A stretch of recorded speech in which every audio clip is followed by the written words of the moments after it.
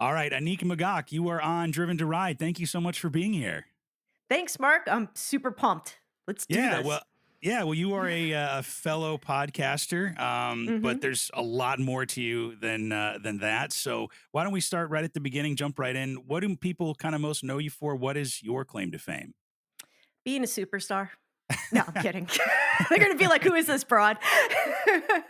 I would say that within the motorcycle industry, I'm mostly known for being a huge advocate of riding and trying to create community and like get people together to get into motorcycling and to just ride. Awesome. Yeah, well, we need all the people like that that we can get. I mean, the more advocates for motorcycling, the better. So, thank you first of all for being a great motorcycle advocate. How did you even get into motorcycling in the first place? Well, it was something I always wanted to do even as a kid. My dad actually had a motorcycle during the gas crunch, but he didn't keep one afterwards. So, Oh, okay, yeah. yeah. So I always was like, "Oh, I want a bike," but I didn't really know anybody who rode around me. And then serendipitously, when I was in college, I had an internship at an electromechanical engineering firm. Okay. And all yeah, I know. And, all these guys rode. Okay. And yeah, so I was like and this was in New York City. I lived there at the time and went to Mhm. school there. And I was like, "Man, if these guys could have bikes in the city and I don't have to be like" because in my mind, I was like, "Oh, I gotta be this, like, middle-aged, woman with, like, a house and a yard and a family and a garage," like, I thought you had to have, like, all these things in place before you could ride. Met these guys and I was like, "Pfft, if they're doing it, I most certainly can do it." So Yeah. when I graduated from college, I got my first motorcycle. Okay. Yeah. So before we get to your first motorcycle, do you Yeah. remember what kind of bikes they were riding? Yeah, so actually, I've interviewed one of the guys that I used to work with. His name is Chris Cosentino, Mhm. and he's known as Moto. He's built a race bike from scratch that's Wow. based on a yeah. I was working with some really smart guys, just like put it that way. So my first exposure was he had at that time he had an R1. There was Gregor Halinda had his boxer that he was building at the time, and these guys were all got into racing right about then. So they started off in RD 350s and then moved into MotoGP bikes, which I Okay. then actually ended up doing as well. So It was and really, I was really lucky. Let's put it this way: it was a very odd. Oh, and there was like, yeah, everybody had Ducati. Caleb Cry had a Ducati. Like there, it was just crazy. man, well, I mean, if you're working at like an engineering firm, I mean, you probably have a couple extra coins to throw at a higher end motorcycle. But I mean, were you in like down like Manhattan or like in some part of like New York City proper? Yes. So we were basically in the Bowery, adjacent to the Bowery. And just to put it into perspective, like it was kind of a startup that ended up getting bought out by a .com business called Razorfish. But Mhm. just to put it in perspective, like what we had in our front lobby was a jet engine. And I mean the full jet engine, which if you've Jeez. ever seen Okay. one in person, like these guys were nuts. And so them having, you said that maybe they had like, this money to buy these bikes. A lot of them were scrapping these motorcycles and putting them together and hand building a lot of components of them. Wow. So Yeah, that's just kind of like where their heads were. they had the ingenuity rather than maybe the coin to put it Yeah, together. yeah, But yeah. I mean, I'm based outside of Chicago. I've ridden hmm obviously in downtown Chicago quite a bit. But I have to imagine riding in like downtown New York City had to have been a whole different like thrill of an experience. Oh, it was. It's the way I think about it is like it's kind of like being in a I guess what you call like a video game. Like it's a totally different way of writing. It's not like you're on defensive and you're basically trying to go through everything, the cabs, the pedestrians, people walking their dogs and just trying to stay alive. Thrilling and terrifying at the same time. Exactly. And once you get into the flow of riding like that, then it's like no problem, but it definitely takes a certain mindset to make it happen. Yeah, there we go. There we go. Yeah. Well, back to your story. Yeah. Yeah. You graduated from college. You bought your first bike. Tell me that story. Well, my first bike was definitely not a good decision. You would think that these guys would have, like, maybe given me good advice, but they were just Sure. like, "That bike sounds kind of interesting." So I found it. I was, in New Jersey for a 4th of July, and I was walking through town, and I saw a for sale sign on this old bike. I sat on it, fell in love, and went back to the guys and was like, "What do you think about this bike?" And they're like, You can't buy it. You're gonna kill yourself." So it was a 1973 Kawasaki S1, which is a two-stroke triple. Wow. Okay. Yeah, Yeah, but it that wasn't the Widowmaker, which is what they all thought it was, which was the 750, which would have been, equivalent to Kawasaki's H2 now, right? yeah. It was the baby sister of that. But I bought the bike and it barely ran. And then my first maiden voyage in the city, which now mind you, I could like barely ride as it was. I broke down on the Brooklyn Bridge. Oh my god. Had to push my bike off with a long line of people behind me honking their horns. And New Yorkers are not necessarily known for their kindness. I was gonna So say they're known yeah, they're yeah. known for their, compassion and understanding and patience is what I Yeah, remember, yeah, yeah. yeah. So I got called a lot of things while I was pushing that bike off the bridge, but Yeah. I was sold after that. Really? So you were Yeah. undeterred? Yeah, 'cause I don't know why. I think it was just, like, pure determination. Like, it was such a crazy experience, and like, don't get a two-stroke for the city. Like, that's if you're gonna ride in Chicago, don't get a two-stroke. Terrible idea. You're trying to, like, if you ride a two-stroke, you have to wind it out and get up to speed. In short blocks, that doesn't really happen. So, basically, all I was doing was following plugs and just creating a whole smoke show for the Right. neighborhood. Yeah, and it's not like you can't exactly just stop for gas anywhere either with the two-stroke gas. So you really went Yeah. you went back a couple of decades to Yeah, really I get your know. experience. Yeah, and the only reason why I ended up really with it was that it was cheap, but it ended up costing me so much money later that, Sure. I quickly realized I needed a different bike, and then I got a Honda Hawk at the time, so that Okay. was a way better bike. Okay. Do you still have a taste for the vintage motorcycles or not really? I do and I don't. I love them so much, but I'm Mhm. not in a situation like, they need a lot of care and love, and Yeah. they need to be ridden, and if you don't ride a vintage bike, like, they start to disintegrate. So Mhm. currently, the way that I'm situated with my living situation, I don't have a good garage to keep the vintage bikes. So I actually still have that Kawasaki, Mm. but it's proudly displayed up on shelving in a beautiful shop. Yeah, Fair enough. yeah, Um, well, so when you first got to ride that bike, I mean, breakdown on the Brooklyn Bridge notwithstanding, but when you first yeah. kind of took off after buying that bike, were you kind of hooked on motorcycles right from then, or did you kind of have to warm up to it after that initial breakdown? No, I was in it, and I was just fascinated. Like my background's in design, and then obviously with the electromechanical engineering firm that I work with, like prototyping and building, and Hmm. I think that when I got into it, what I realized was that it served a lot of it like basically checked off a lot of boxes for me. Okay, One is the whole design aspect of motorcycling, just the sure. motorcycles in itself. The thrill and adventure, totally into it. And then I realized that I did have a little need for speed.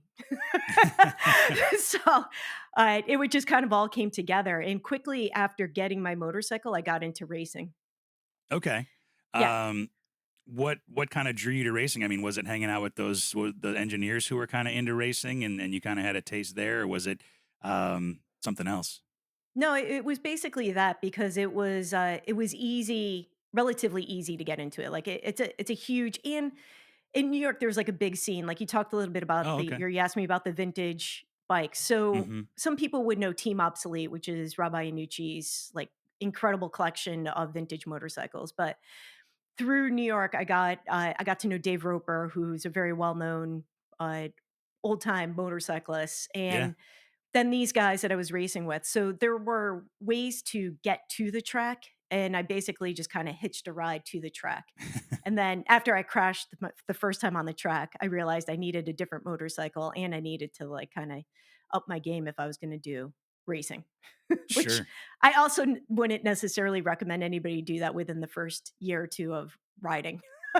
Yeah. Like, I start mean, with track days. I didn't do the track days. I just went straight to taking the Penguin School in New Hampshire, and then I was oh, on my way. So you didn't even do a track day to like get a feel No. for racing on a wow, okay. I'm surprised they even let you do that. Like usually I would think that they're like, well, have you ever been on a racetrack before? No, this is my first time. All right, good good luck. No, yeah, I know. You have to take the school. So at the time, there was the Penguin School that was run by the Woods, Okay. Eric Wood and his brother, Hmm. and this was up at Loudon, New Hampshire. So you still, in order to get your AMA license, like you have to take the school. But I it really, gotcha. I mean, it's like it's not to say that it's a joke. I mean, they do a really good job of doing the school. It's just kind of like crazy that you can just decide to race and do it. Yeah, I mean it sounds like almost like the rhythm so far of your motorcycling, at least career, the first couple years, is you didn't know what you were getting into. Yeah. Yeah, and when you're, like, you're basically 2021, I think you just make those kind of decisions, right? It's, like, better Right. not to, like, overthink it. You're just like, "Yeah, I'm gonna go do this thing," and like, Just go "Woohoo!" for it. Yeah. Yeah. Like, now, if I was to do it, I'd be like, it would be a whole different thing. I probably wouldn't make those decisions, but I'm glad that Right. I was able to do it at the time. Yeah. So when you were racing, what kind of categories or competitions were you in? So I was racing two different club racing, which was AHRMA and also CCS, and I ended up getting a Honda RS 125, Hmm. which is also a two stroke, but it's a single, and it's like it was like the baby MotoGP bike. Yeah. So in MotoGP racing, people would start with a 125, they go to a 250, and then the 500s at the time. Now it's a totally different thing, but Right. so I had the baby MotoGP bike, which was Okay. amazing. It was like I think that might be like maybe the most like exotic thing I've owned. Sure. Yeah, you Yeah. don't find That's them much anymore uh, because they're just not around. yeah. I was gonna say they've been used Yeah. and abused and Yes. crashed and stuff like that. So there's really not too many left. But Correct. um, Yeah. can you tell me a little bit about those two classes about ARMA and CCS? Okay. So, I've been out of racing for a little bit, so maybe the Hmm. the categories have changed, but ARMA is known more as like vintage racing. So at the time, the I the motorcycle I had was in 1995. So it was kind of like at the very tail end of what ARMA would allow. Okay. But for the most part, ARMA's like really like traditional vintage racing, which is like people on Nortons, RD 350s, Yamaha RD Yeah. 350s, like anything from like the I would say like maybe the 50s or 60s and up.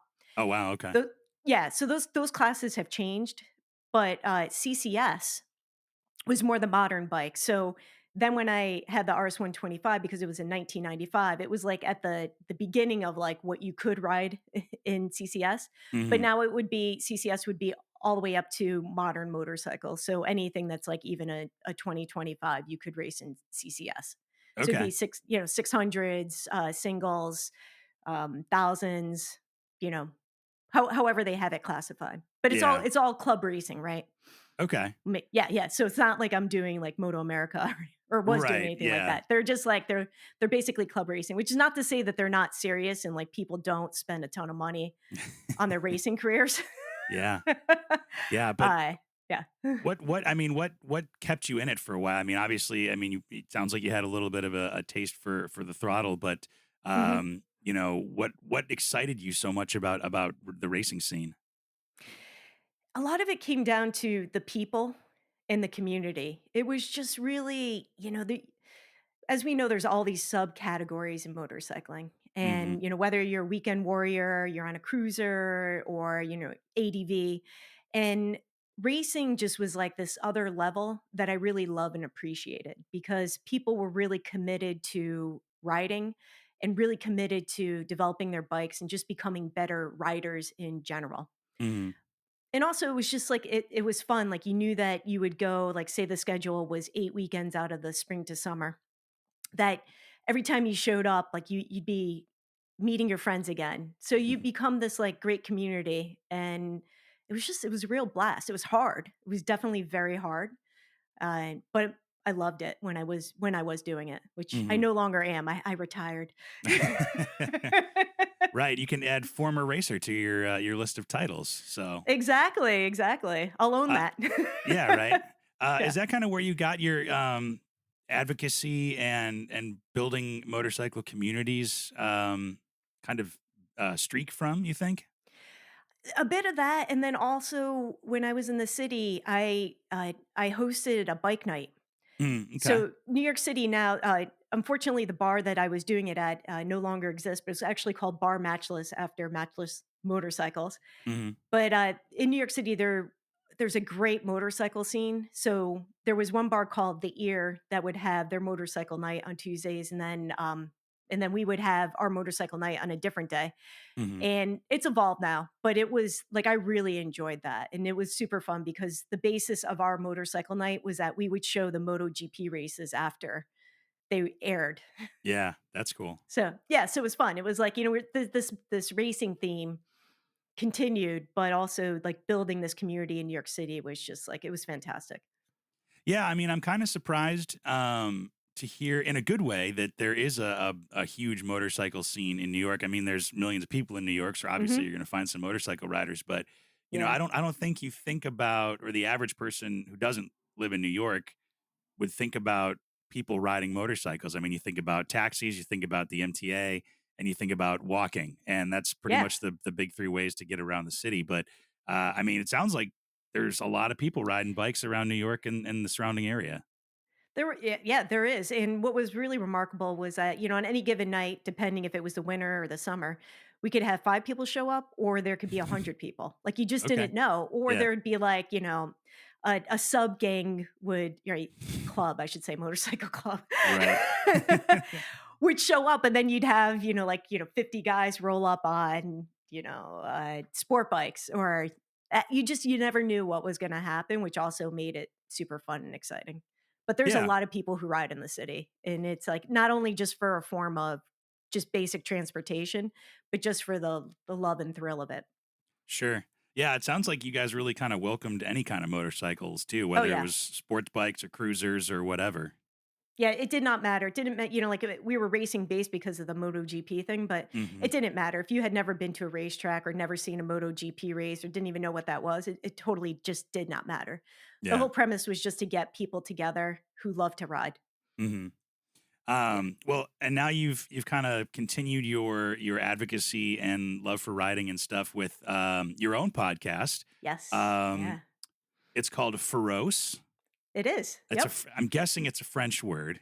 It is a French word. It means fierce. And the Okay. whole premise is like the idea of like living fiercely, which I think, motorcyclists pretty much embody Yeah, yeah. You kind of have to be fierce to even just to brave the elements and have the wind in your face. for sure. So how did Feroce get started? I had this idea over 6 years ago. Hmm. And, I had a whole business plan for it. I had like everything lined up. And then life happened and it didn't happen. There was also this thing called COVID. I Yeah. there was a bunch of things that just didn't make it possible at the time for it to happen. Now, believe me, I wish I had started 6 years ago because it would be like that much further. But, finally, everything aligned for me to start the podcast where I had more time in my schedule. I was able to focus more on developing it. And also, along with the podcast, I've been wanting to develop the brand of Feroce, Mm, which is, offering also lifestyle pieces because my background's in design, hmm. lifestyle pieces that are around motorcycling, the motorcycle culture. Yeah. Yeah. Tell me a little bit about the premise of Feroce. I mean, do you um, talk to or rather who do you talk to? What can somebody expect when they listen to it? Okay. So primarily, well, basically motorcyclists. So my idea is like, over the years, I have met so many amazing people and Hmm. everybody's got a story. And when you realize that, you have this one common denominator, which is the riding, but people outside of the motorcycles do amazing things like whether they build motorcycles, they just like to go travel a lot and do adventures, or they are skilled at something like whether they write books or they build things. And I really wanted to highlight that diversity within our culture, basically. And when I first started, I thought that I was only going to do interviews. Hmm. And since I've started the podcast, it has evolved a little bit differently in that I've started to also do some solo shows, which are just more like, I would say, like kind of commenting more on the culture or specific things or events that are happening within motorcycling. Okay. Yeah, Yeah. I mean I've listened to a couple episodes and seen some of the solo stuff, and it's cool to Mhm. see you kind of put yourself out there and put your thoughts and feelings about motorcycling and life really out into the world. It seems like you have a lot of parallels that you can kind of draw from motorcycling into real life, or how you kind of live your life. Yes. It was, I have to say it wasn't what I was expecting that people would want. Like, I really was just not gonna do any solo episodes because I Hmm. was like, "Well, why would that really be interesting to anybody?" Not that, like, I'm not interesting or anything like that. Like, it just was like what it wasn't on my radar that that was Sure. something Yeah. to do. But I think maybe what you can relate to and also having your podcast is that, primarily podcasting has been this audio platform. Hmm. And the term podcast is now changing where YouTube and Spotify are also encouraging people to do video. Hmm. But what comes with video is also this like idea or expectation that the video is going to be much more like vlogging or this like really highly produced short anime. Like there's a lot Yeah. Super where like are sleek, just super put yeah, together. Like, yeah. don't forget to like and subscribe and sound effects and all that noise. Yeah. Yeah, exactly. And it wasn't that it's not really what I'm interested in and it's not really what I wanted to do, but it's just kind of because of being on that medium of YouTube and that it is kind of pushing has been pushing me into that just by accident. And I'm just kind of riding the wave of like, okay, let's try this out and see how people respond. And surprisingly, people have responded really well. Hmm. So Yeah. it's kind of it's changing. I've noticed when people kind of do put themselves out there and tell their own story. Like you said, everybody's got a story about, Hmm. whether that's motorcycles or otherwise. Everybody has a story, and sharing your story will draw more people in. So, it's very what's the word? Refreshing to listen to have some of that kind of candor and honesty and just kind of realism and Hmm. authenticity. That's the word I was looking for. Yeah. Authenticity in the motorcycle world. And you've been in the motorcycle world for uh, quite a while. I Yeah. mean that as a compliment. Just saying. You know, y- you said You've been around, 95s. lady. You've been You, around. you said you were riding 95, so we'll just leave it at that. All right. Well, no, no, no, no, no. My bike was a 95. Oh, that's So true. that so That's and you're true. That's never true. allowed to ask a woman how old she is, but And that bike I was a 95. I was not riding a 95. there we go. I think I avoided the question while Yeah, still you did a good embarrassing job. Like, myself. let's skirt So, around that. right, exactly, exactly. So, you've been riding for at least a couple of years, Yeah. but you've dove into the motorcycle world with racing and putting on Yeah. events and being into the community. What's kind of changed over the years? I mean, obviously, going from a two-stroke, I hope you have some kind of a modern motorcycle now. But how has that world kind of changed over the course of your motorcycling life? I was recently reflecting on this because it has changed a lot. So when I Hmm. first started riding, only 10% of the ridership was women. And Mm, now we're up to like the last time they did the surveys or whatnot, it was 19%. But I would say like, it's been a few years since they did that. So maybe we're up to 22%. okay, cool. Yeah. So it's completely different. Hmm. And there's a lot more available to women as far as being able to find other women to ride with, events that are specifically for women Hmm. and part of my advocacy for getting people into riding is that when I got into the sport and then I got into racing, and again, there were not that many women there. Hmm. I just as a funny side note, my parent I invited my parents to the racetrack, which also you should just like never do. And I, I raced and I got off the track and my parents were like, "But where are the women?" And I was like, "What?" Oh, geez. They're like, "But where are the women?" And it was like this moment of awkwardness where I was like, "Oh," like they thought there would be like this female class, right? I got you. Yeah, Yeah, and there wasn't. It was like me and then everybody else was men just in my sure. particular class. But there were other women at the track, but there weren't many. So, anyway, fast forward now and like there are women classes. Hmm. Not that it can't be mixed, but it just is like it just kind of goes to show how different things have come over the years. And They're also just in general, what's also changed, I think, is the type of riding that's popular. You know, Mm, ADV bikes have become much more popular than they were previously. And there's also been this rise and demise of motorcycling where, now people are saying that in general, the sales of motorcycles are down. So, there's been a lot of shifting things within the industry that have been really fascinating to watch. And like yourself, we know a lot of people in the industry. People would also, consider, because we have podcasts that we're in the industry and like we're a little bit, I would say, maybe more connected because of who we associate with and talk to, that mhm, we kind of get these like inside blurbs of like, what are people thinking or feeling about what's going on or what's going to happen in the next couple of years. mhm. Yeah. Yeah, it's kind of unknown territory, I feel like, that Hmm. nobody really knows where it's going. I mean, nobody can call where any industry is gonna go anyway, but, No. it seems I'm my armchair opinion is I'm pretty optimistic about where things are going. I think there's a lot of opportunities. I was actually just talking to somebody, yesterday about this, and, one of the things I realize is that people want their own personal transport. They're saying that young Mm, people don't want to ride and stuff. I see so many kids on like, those little e-scooters or the e-bikes or anything like that.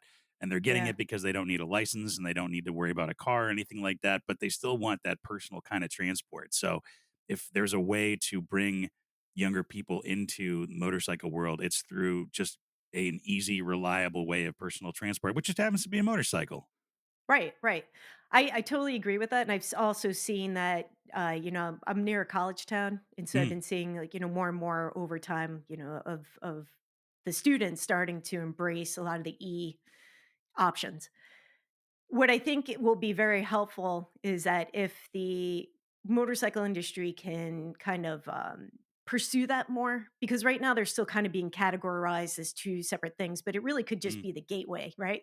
sure. Like let's use it as like the gateway drug to Yeah, I mean, something, a tick bigger or, the e-bike could be the new, like, the new 50 or the new Honda Grom or something like that, so, totally. Totally. I yeah. don't, there's a lot of people who are just like they completely poo-poo the, the whole e-bike thing. Mhm. Within motorcycling, and I get it, like, I do just prefer personally, a motor, like Right. a traditional motor of whatever type. However, it would be, I think it would just be just bad to not even bad, like, just basically to ignore that that's, like, an up and coming thing that's more relatable from Yeah. a social aspect for younger people.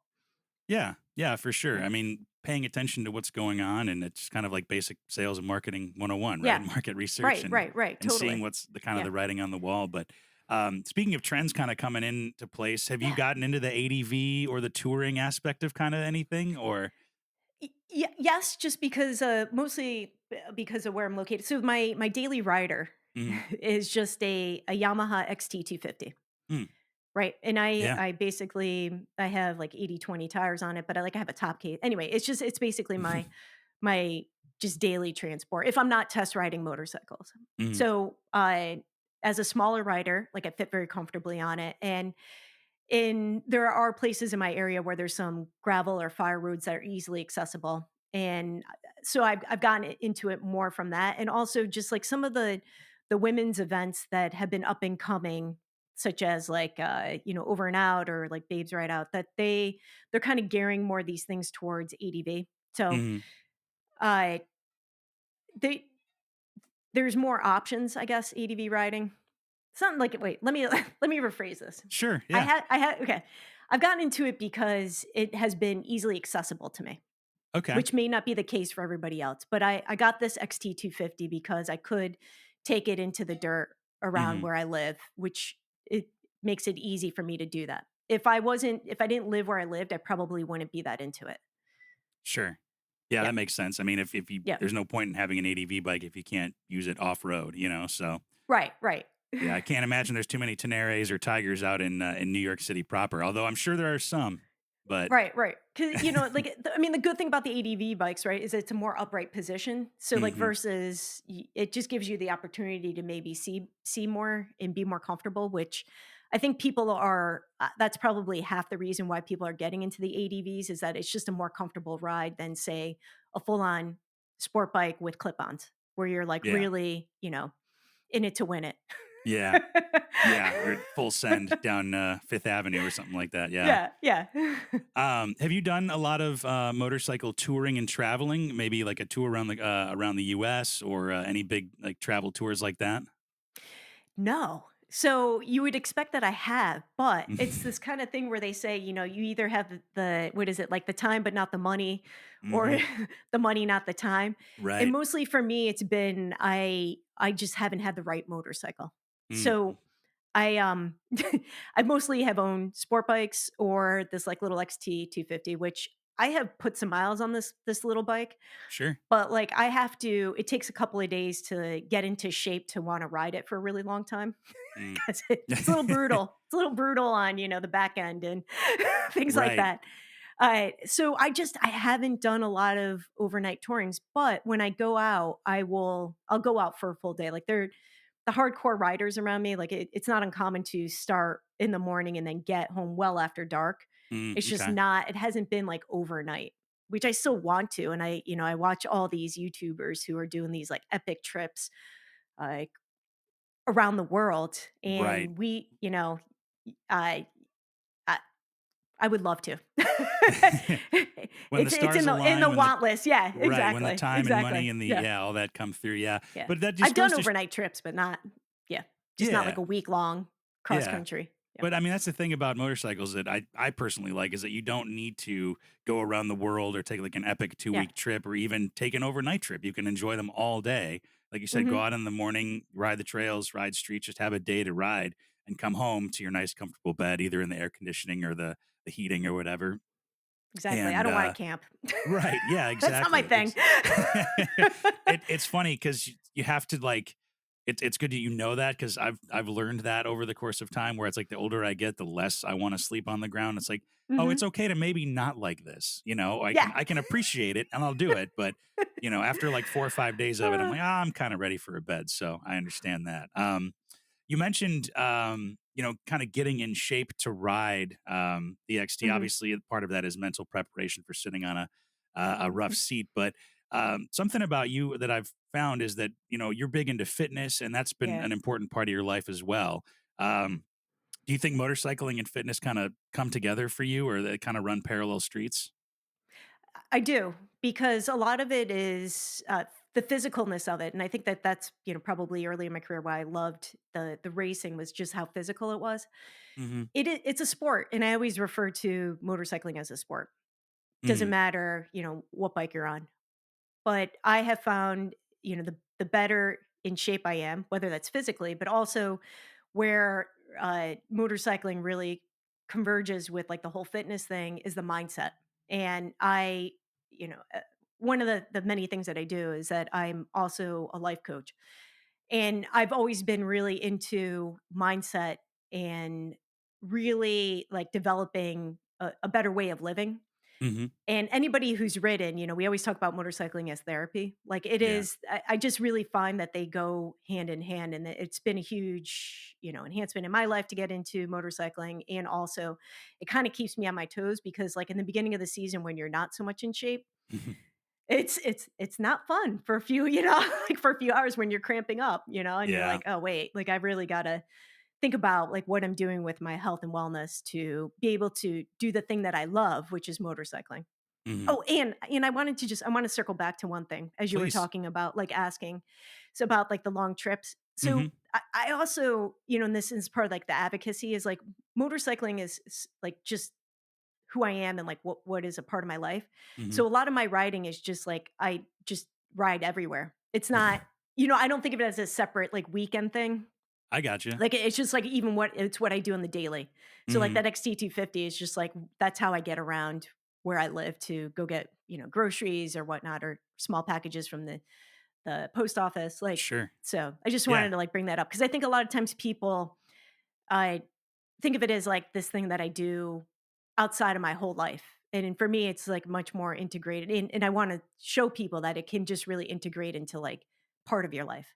Yeah, no, I Yeah, love that. I okay. mean, I think that's perfect. I mean, that's like you're dyed in the wool, like commuter on a motorcycle, and like you said, it's it's part of who you are and your life. It's not just something that you hang up, Monday through Friday or whatever. So let's Yeah. actually dive into that a little bit Okay. about, um, how did you kind of get to that point where you kind of are commuting with it and using it to um, as a form of just kind of main transportation?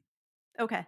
So I would say that primarily started when I lived in New York City. I don't live in the Hmm. city anymore, Hmm. but it was if I it was either walk, subway, or motorcycle, Hmm. and it was my way of getting out of the city, and which was awesome, right? So when I moved out of the city, I did not have a car. Okay. And I quickly learned that that was a bad idea because the temperatures, it was a fall, and the temperatures went down to 30 degrees and it like rained for like 5 days in a row. Oof. Yeah. So I ended up actually trading that motorcycle that I had at the time for a car. Hmm.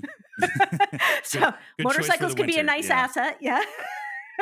They do have value. Yeah. Um, but I also just realized that, like, I love, if you're into motorcycling, you probably also love driving. So like at this point, I have a car that I really love and enjoy driving, and I don't need to be as like quote hardcore as I used to be. Like I'm totally fine with being in my car with heated seats and Fair. Yeah. watching the rain fall on the outside, not on me. Hmm. Um, but yeah, yeah. I think that maybe that answers your question. Yeah, well, and maybe if you have some, like, if somebody who wants to maybe make a motorcycle, at least during Oh, the warm months, like yeah, their main form of yeah. transportation, like you said, you have a top box, I think you mentioned. Yes, yeah, yeah. What are some Okay, like okay. practical Yeah. tips or some things that you've learned over the course of having a motorcycle be like your main form of transportation? Okay. I the older I get, the less I give a about how I look on the bike. Like Okay. before, like I used to really think about, like, I was really like, listen, from a design perspective, I love everything to match, and I love like to gear wise because I'm super into gear. And oh, Mhm. one thing I should mention is that I get to test ride a lot of motorcycles. Cool. Perk two, yeah, yeah. So I'm very, very, very, very, very fortunate. Mhm.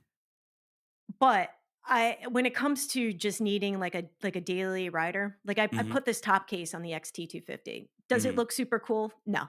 Is the XT250 like a super cool bike? Not really. However, I have outfitted it to fit me so perfectly.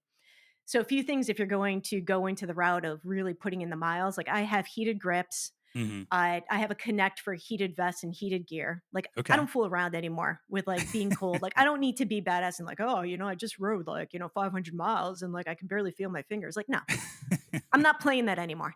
Like, Right, right. That's smart, yeah. yeah.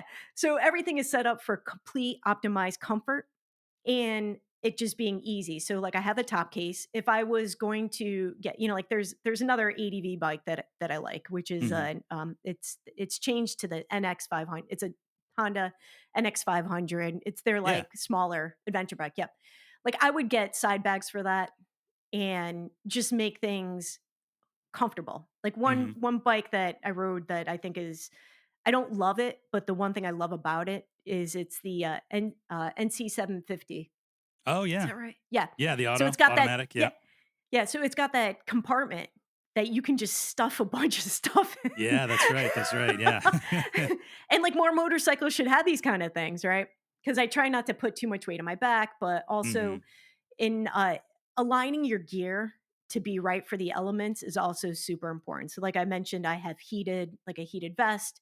I Mhm. make sure that like my boots are really comfortable and the right thing to wear. During the summer, I have perforated jackets, lightweight, I don't want to say lightweight gloves, but like perforated gloves, and Sure. also, like the right kind of boot that's also perforated to try to stay cool. Mhm. But I always, personally, I always, always, always will wear gear no matter how hot it is. I don't, that is my commitment to my family and my commitment to myself in case things go sideways, which can happen. Yeah, it's a good non-negotiable to have, but, Yeah. yeah, you're not looking at yourself on the motorcycle, you're too busy No. enjoying it, so kinda Yeah. it's okay for form to follow function, to use a design term, in Yeah. that Yeah. regard, so, Yeah, no, I never, it's funny because everybody obviously wants to look cool on a motorcycle or whatever, but, Mhm. really even thinking about putting comfort forward, every little bit is going to help. I mean, having heated grips and heated vest and all that kind of stuff, everything that can kind of, every little bit helps to make the ride a lot better. And I imagine then you're not as discouraged if it's maybe not the warmest out or if it's cloudy or if it's going to rain. You're just like, yep, we're just going to go do it and we'll make it happen. So, Yeah, and, the more comfortable you are, the better decisions you make on your bike.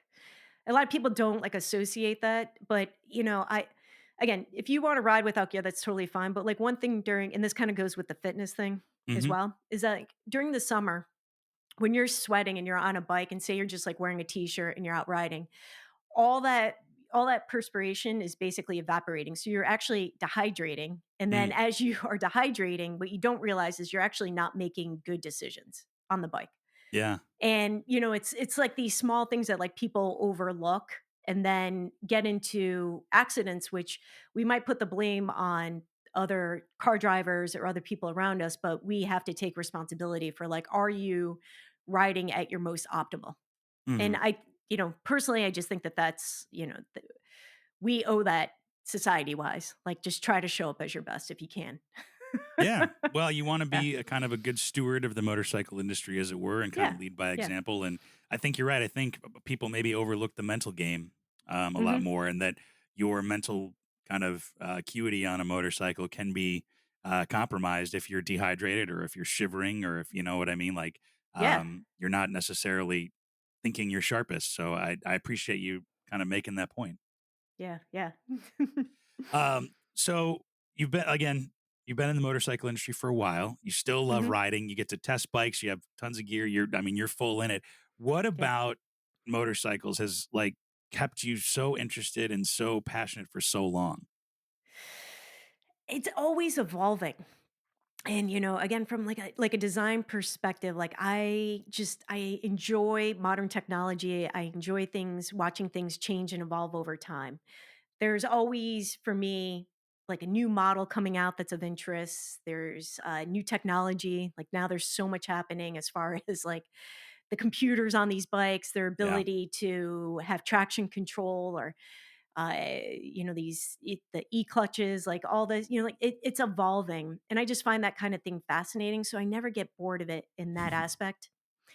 And also gear wise, like there's always new things coming out that I love to test and just see. Like there for women, there's been an evolution in gear. There's a much more that's available now than there was, back in the day, and it's just fun. Like, you gotta just remember, like, as serious as we wanna be and, like, as badass bikers we wanna be, like, motorcycling is just supposed to be fun, and it is, like, no matter what's going on in my life, I looking forward to being able to get on the bike, for me, is just, like, the best thing in the world 'cause I can leave everything behind, and I'd also say that in a culture that we're so tied to our phones and our electronics, it is the only time where I can really put all that away. Like, I still use my phone to navigate uh, for, um, instructions or, Sure. Yeah. mapping. Yeah, okay. Yeah. And also to listen to music while I'm riding, but Hmm.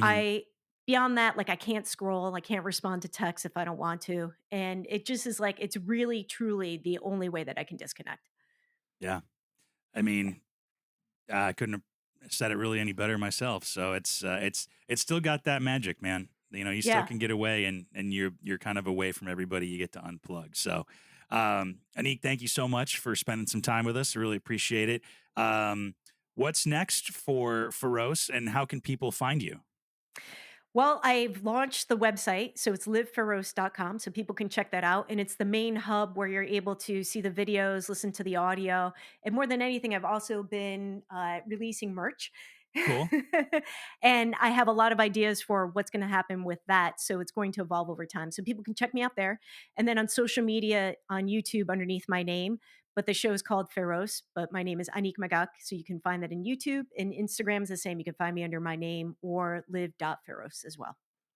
Perfect. Well, again, thank you, Anik, for your time. And I'm looking forward to talking to you again next time. Awesome. Thanks, Mark. It's been a pleasure.